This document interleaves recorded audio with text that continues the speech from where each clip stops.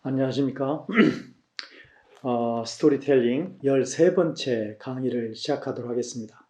오늘은 성경 이야기를 준비해서 어떻게 그걸 기억할 것인가. 우리는 외운다 그러면 굉장히 부담스러워하는 문화권에 살고 있습니다.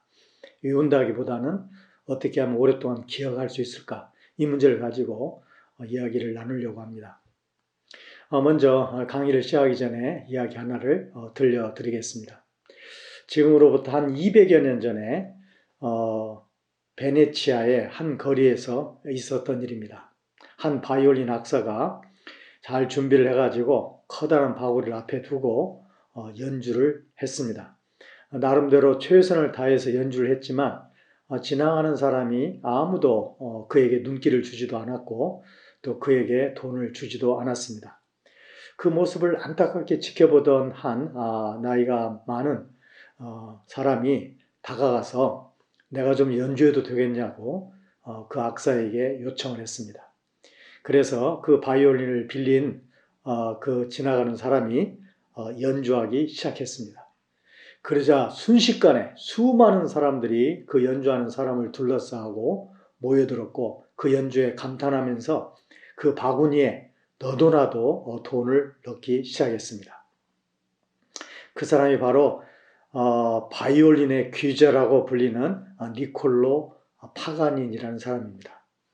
이 파가니니라는 사람은 1742년에 이탈리아의 제노아에서 출생을 했고 98세까지 살던 사람입니다. 8살 때 바이올린 소나타 곡을 작곡하는 그런 신동이었고 12살 때는 대중을 위한 연주를 시작했고 16살이 되어서는 유럽 전역에 알려진 유명한 바이올린 악사였습니다. 같은 악기더라도 누가 연주하느냐에 따라서 이렇게 엄청난 차이가 나는 것을 우리가 이 짧은 이야기를 통해서 알 수 있습니다. 사실 우리가 하는 이야기는 누가 어떻게 준비해서 어떻게 들려주냐에 따라서 어떤 때는 그 이야기 자체가 사람들의 감동을 줄 수도 있지만 어떻게 전달하느냐, 누가 전달하느냐, 어떻게 준비된 사람이 전달하느냐에 따라서 큰 차이를 가져올 수 있습니다. 그래서 이야기를 제대로 기억해서 잘 기억해서 실감나게 이야기를 전하는 것은 성경 이야기 다음으로 이야기 자체 다음으로 중요한 것이 될 것입니다. 오늘 그렇다면 성경 이야기를 외우는 것이 기억하는 것이 무엇인가를 한번 생각해 보려는 것입니다. 사실 여기서 말하는 기억한다, 외운다는 것은 우리가 성경이 된다는 말과 뜻이 통하는 말이 될 것입니다. 일반적으로 이야기를 기억하는 것은 생각보다는 쉽습니다. 우리는 이야기를 외우고 뭔가를 외우는 문화에 사는 건 아니지만 구조문화권 사람들처럼 우리들에게도 이야기를 기억하는 것이 그렇게 어려운 것만이 아닙니다. 왜냐하면 이야기는 시간적 흐름이라든지 공간적 연속성을 반드시 가지고 있기 때문에 그렇습니다. 그래서 공간을 따라서 우리가 이야기를 기억하든지 아니면 시간의 흐름을 따라서 이야기를 기억한다면 우리는 이야기를 생각보다 쉽게 기억할 수 있습니다. 이 구전성이라는 책을 처음으로 썼던 사람이 월터 옹이라는 학자입니다. 그 사람은 이런 말을 했습니다. 전문적인 이야기꾼은 이야기를 외운다기보다는 청중에 따라, 청중의 반응에 따라, 그리고 그 상황에 따라 이야기를 연출하는 것이다. 그러니까 정확하게 이야기를 기억하는 것도 중요하지만 분위기와 상황과 또 이 청중의 반응에 따라서 이야기를 적절하게 들려주는 것도 굉장히 중요한 것입니다. 우리나라에 패턴으로 세상의 흐름을 읽다라는 책을 쓴 이영직 씨가 쓴 책이 있습니다. 거기에 보면은 의미의 패턴이라는 것을 소개합니다. 특별히 인공과학의 지혜를 쓴 헐버트 사이먼이라는 사람의 실험을 소개하고 있습니다. 그 사람은 이 서양 장귀 고수들 모아놓고 장귀를 두담한 이 장귀판을 보자기로 덮은 다음에 5명의 고수들을 불러서 그 장귀판을 보자기를 걷어 5초 동안만 보여줍니다. 그리고 각자 자기에 돌아가서 그 장귀판을 그대로 재현하게 하는 것입니다. 어떻게 되었을까요? 5초를 보여줬는데 이 5명의 서양장기 고수들은 한삼도 빠짐없이 한 수도 틀리지 않고 그대로 재현해냈습니다. 이게 바로 일종의 의미의 패턴을 파악하고 있는 것이죠.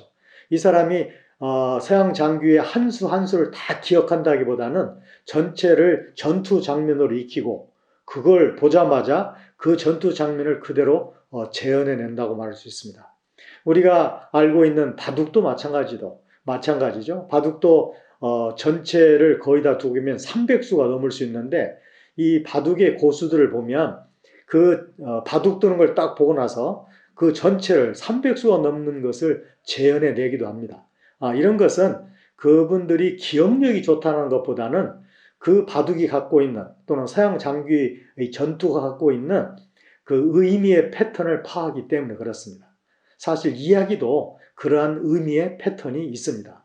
우리가 가장 많이 쓰는 패턴은 이야기 시작, 중간, 끝 또는 조금 더 복잡하게는 기, 승, 전, 결 이라는 이야기의 흐름과 이야기의 구성이 있기 때문에 그것에 따라서 이야기를 기억하게 되면 오래 기억할 수 있습니다. 사실 성경 이야기를 암송하는 것에 대해서 많은 사람이 많은 이야기를 그동안 해왔지만 존 파이퍼라는 유명한 저술가이며 훌륭한 목회자이며 또 설교가인데 그분의 강의를 제가 듣고 메모한 것을 한번 알려드리면 이분이 성경 이야기를 암기하게 되면 제대로 기억하게 되면 어떤 유익이 있는가를 그분의 강의에서 제가 메모를 했습니다. 무엇보다도 중요한 것은 우리의 믿음이라는 것은 복음을 들으면서 나오는 것이기 때문에 이야기를 기억하면 당연히 우리의 믿음이 자라게 되어 있죠. 또 언제든지 그 외웠던 말씀을 기억해내므로 깊은 묵상이 가능합니다. 그리고 또 우리가 우리 자신과 다른 사람에게 상황에 맞도록 말씀을 가지고 도와줄 수 있는 그런 준비가 됩니다.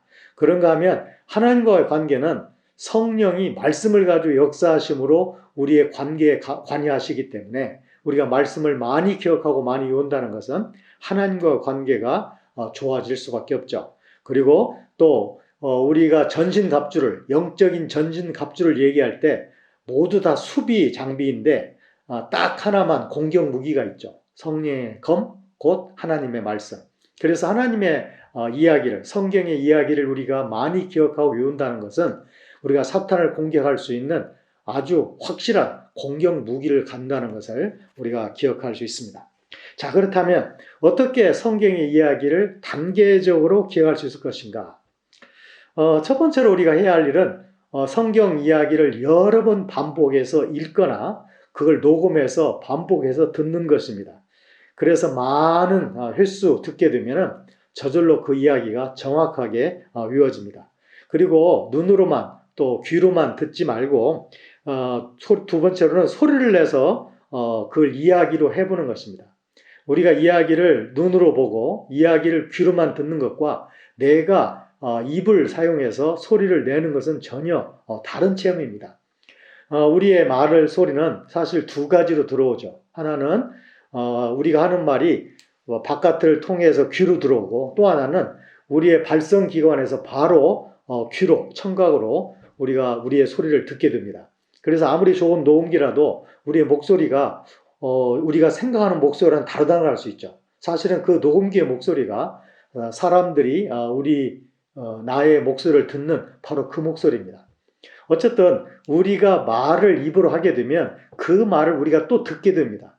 그래서 이 이야기를 단지 보고 듣는 것보다도 말까지 하게 되면 또 다른 우리가 경험과 체험을 하게 되고 우리가 또 다른 말씀을 기억하는 데 도움을 받을 수 있습니다. 그리고 그 이야기를 상상해 보는 것도 굉장히 중요합니다. 이야기를 시각화해 보고 또 이야기 속을 방문하고 또 이야기 등장인물과 함께 걸어보고 이런 것들이 우리가 이야기를 기억하는데 아주 중요한 것들입니다. 등장인물들을 분석해보고 또 사건의 전개를 보고 주요 갈등은 어떤 것인지 그리고 그 갈등은 어떻게 해결되는지를 우리가 염두에 두면서 이야기를 듣게 된다면 이야기를 기억하는데 큰 도움이 될 것입니다.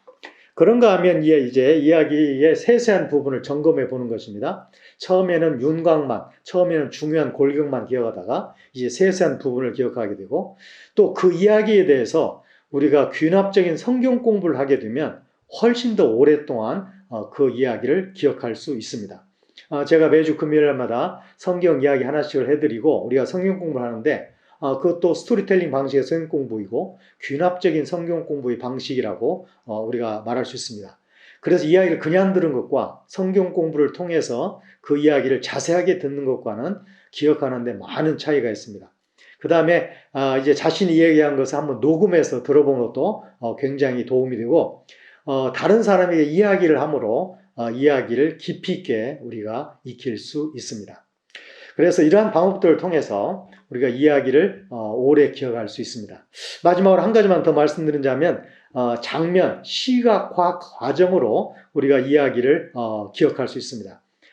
먼저 이야기를 읽고 한두 문장으로 한번 전체 이야기를 요약해 보는 것입니다. 그리고 이야기를 몇 개의 장면으로 나누고 3개, 4개, 5개 정도의 장면으로 간단한 그림을 그리고 그 그림을 봐가면서 이야기의 흐름과 내용을 파악해 갑니다. 그리고 필요하다면 그 하나하나의 그림에다가 어떤 글자나 중심되는 주제 글자나 아니면 어떤 도구, 어떤 상징 이런 것들을 집어넣어 가지고 이야기의 세세한 내용까지도 우리가 기억할 수 있습니다. 그래서 이야기를 충분히 읽고 들어서 그 단어나 표현들이 정확히 전달될 수 있도록 하게 되면 우리가 성경 이야기를 정확하게 기억해서 그리고 실감나게 다른 사람에게 이야기할 수 있게 됩니다. 자, 그렇다면 이제 저희 마을에 있었던 이야기를 하나 해드리고 오늘 강의를 마치려고 합니다. 오늘 이야기는 저희 마을에 띠누스라는 형제가 있는데 그 띠누스가 악어에게 물린 이야기를 하나 해드리겠습니다. 띠누스가 청년인데 길을 가다가 이 물가에서 어떤 두 사람이 조심스럽게 물 밑에서 뭘 하고 있는 것이에요. 두 사람이 가슴까지 물이 차는 곳에서 뭔가를 조심하고 있는데 물었어요. 그랬더니 밑에 악어가 있다는 것이에요. 그런데 이 띠누스가 그 말을 듣자마자 그 사람들의 이야기를 더 이상 듣지 않고 바로 이 흙탕물 같이 잘 보이지 않는 물 속으로 뛰어들죠. 그 뛰어든 이유가 뭐냐면 내가 잡겠다는 것이에요. 그런데 사실 이 띠누스가 그 물로 뛰어들어가 가지고 다리를, 발바닥을 딱 그 물 바닥에 내렸는데, 뭔가가 자기 발에, 밟힌 듯한 인상을 받았다고 그래요. 그러자 갑자기 발 뒤꿈치가 날카로운 이빨에 의해서 물리는 것을, 깨닫게 되었고, 굉장히 놀라가지고, 바깥으로 튀어나왔어요. 사실 이 두 사람은 한 사람이 꼬리를 발로 받고 있었고, 한 2m 정도 된 악어였는데, 그 다음에 나머지는 조심스럽게 지금 어떻게 이 악어를 잡아낼 것이냐를 심의를 기울여서 잡을 공산을 하고 있었는데, 이 띠누스가 갑자기 뛰어들어가지고 악어의 잇부분을 발로 밟게 되었고 악어에게 물리게 된 거였죠. 사실 이 띠누스 이야기를 제가 듣고 치료를 해주면서 참 많은 생각을 하게 되었습니다. 사실 띠누스는 그게 악어라는 것이 있는 걸 알았다면 그렇게 천방지축으로 준비도 없이 생각도 없이 물에 뛰어들어서는 안 되는 것이었어요. 이 두 사람이 지금 잡으려고 조심스럽게 행동을 하고 있는데 이 띠누스는 그런 상황도 염두에 두지도 않고 자기가 무조건 잡을 수 있다고 물에 뛰어들었기 때문에 상처를 많이 입었습니다. 특별히 날카로운 이빨로 이 뒤꿈치가 찍혀가지고 그 뒤 그는 계속해서 평생을 저르면서 걷게 되는 일이 있었습니다. 사실 모든 이야기에는 어떤 교훈이 있죠. 모든 경험에는 어떤 교훈을 주는 부분이 있죠. 모든 매사에 자기가 모든 걸 하려고 하지 말고 신중해야 된다, 조심해야 된다, 또 협력해야 된다. 그런 많은 메시지들이 거기에 들어 있습니다. 이와 같이 성경 이야기도 마찬가지입니다. 모든 성경 이야기가 들려지고 우리에게 주어진 그런 것들은 모두 어떤 중요한 교훈을 위해서 우리에게 주어진 것들입니다. 그래서 그걸 신중하게 생각하고 신중하게 외워서 신중하게 들려주는 것이 아주 중요하다고 보겠습니다. 이것으로 13번째 강의를 마치도록 하겠습니다.